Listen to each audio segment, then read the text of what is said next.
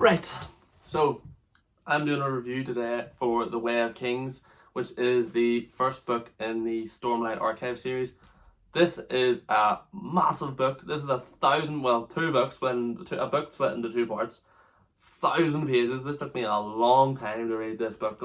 This is like a few weeks took me to read this book, because I was back to university and stuff. But my God, this is kind of like, you know, if you've read a lot of Brandon Sanderson, who's the author of this book, which I have, as you can see, to then read this, it's kind of like the combination of all the years he was writing books to then all coming to be the best of the best in this one, which is my opinion. The magic system, the characters, the way he's writing it, outstanding. And if I had the money to burn right now, I would buy, I'd buy the next three in anticipation of waiting for the fifth one to come out.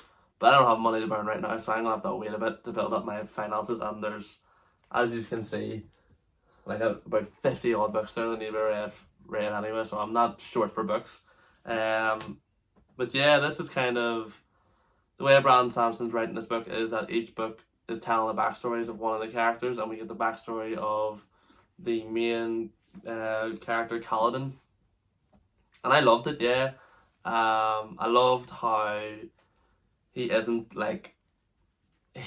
just an automatic chosen one, or he's kind of a bit of a morally grey character who's made mistakes in the past. And yeah, really enjoying the series, and I understand all the hype about the books and why everyone loves the Stormlight archive. I know some people have said about the fourth one there, they weren't that fussed on it, but yeah, I love the UK covers, I have to admit, really good. Would I recommend this book to a new fantasy reader or a new reader in general? No, I would recommend obviously Mistborn or Elantris or Warbreaker, just so you can get a feel for Brandon Sanderson's writing. This book, I feel, is something that you need to wait and read a few other of his books and fantasy books in general, just so you kind of know what you're going in for, instead of just jumping straight into a 1,100 page book. It might put you off fantasy in general. So yeah, I'm going to give this book an 8 out of 10, and I'm very excited to read the second one, and I highly recommend it if you love fantasy and you haven't read it yet. And I'll see you all in the next one.